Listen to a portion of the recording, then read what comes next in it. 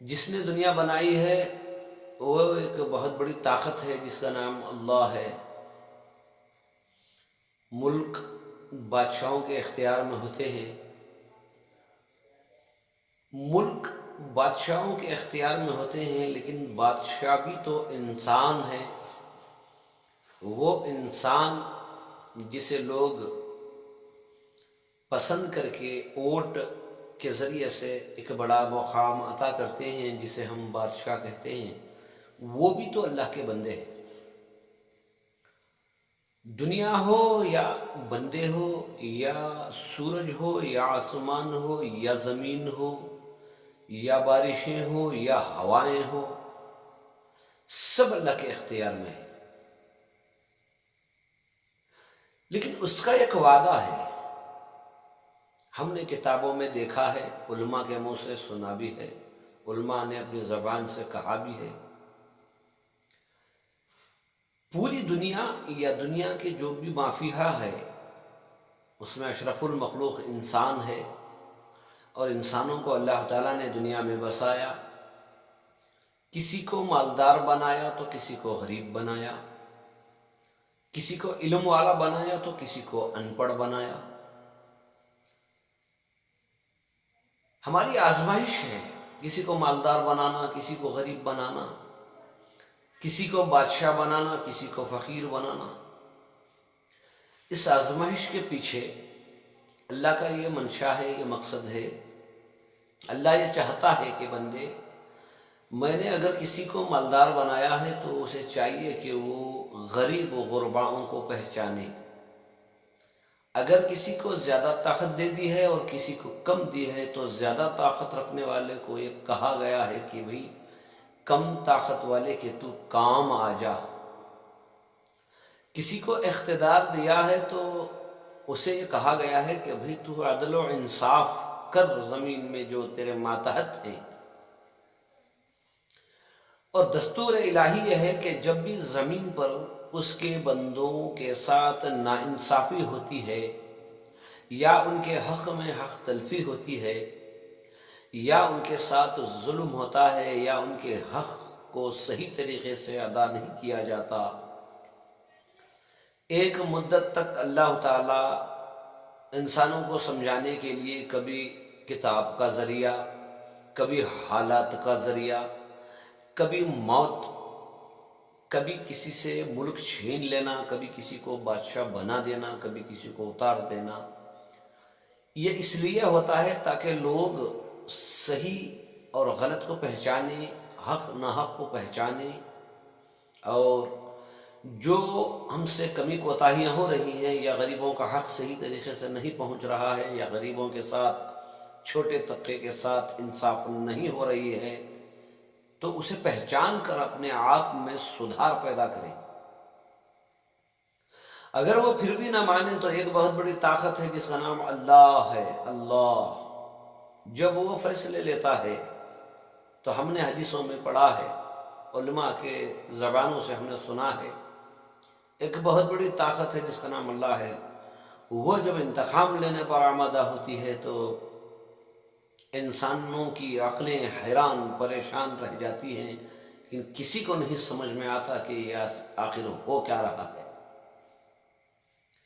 جب زمین پر ظلم، ناانصافی، چھوٹے طبقے کے ساتھ انصاف نہ کرنا، ان کے حقوق کو نہ ادا کرنا، ان کے حق میں کوتاہی کرنا، ان کے حق کو اپنا مال سمجھ کے اپنے استعمال میں لا لینا، پراپرٹیاں خریدنا، یہ جب زیادہ ہو جاتا ہے تو اللہ سبحانہ و تعالیٰ کی ذات انتقام لینے پر آمادہ ہو جاتی ہے۔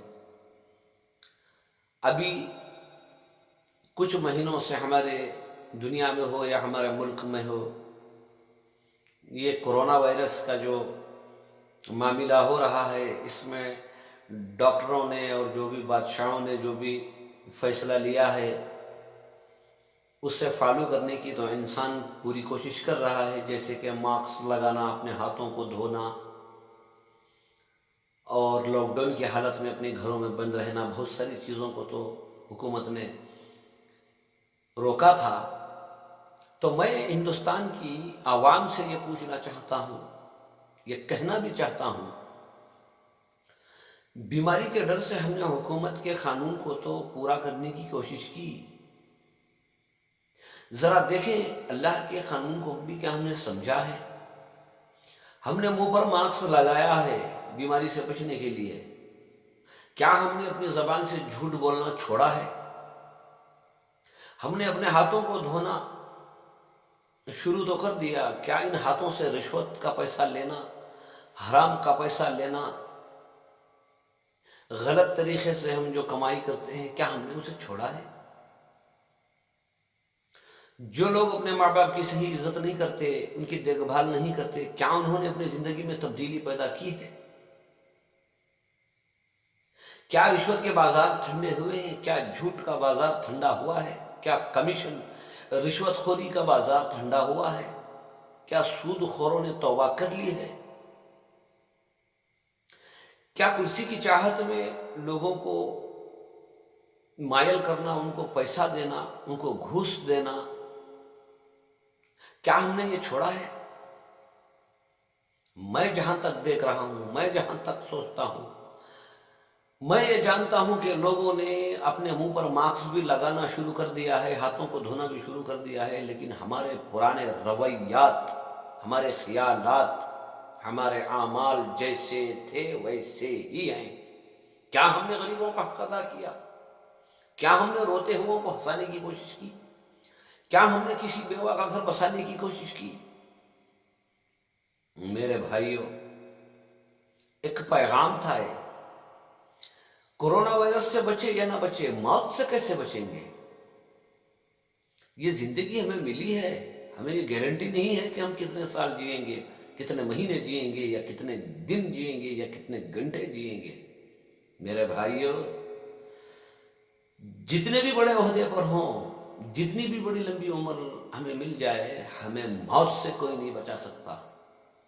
ہم مرنے کے لیے پیدا ہوئے ہیں، انسان کو ختم ہونا ہے، اور وہ یہ پتا نہیں ہے کہ کب ہونا ہے۔ ایک ایسی ختم ہو جانے والی عارضی زندگی کے لیے ہم نے دنیا میں بڑے بڑے خیالات، بڑے بڑے خواب، بڑی بڑی تمنائیں دیکھ بھی رہے ہیں کہ آنکھوں کے سامنے بڑی بڑی طاقتیں گھٹنے ٹیک رہی ہیں، موت انہیں اچک لے جا رہی ہے، اس کے باوجود بھی ہم ہمارے منصوبوں کو، جھوٹ کے کاروبار، رشوت کے کاروبار، غریبوں کا حق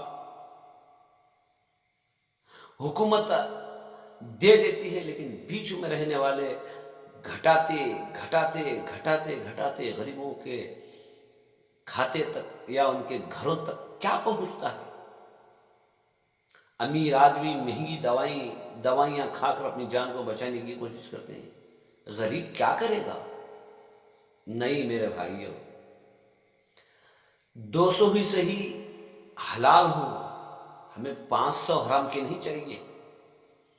اپنے ایرے میں، اپنے محلے میں، یہاں تک کہ اپنے گھروں میں دیکھیں، اپنے محلے میں دیکھیں کوئی ضرورت مند ہے تو اس کی ضرورت کو پورا کرنے کی کوشش کریں۔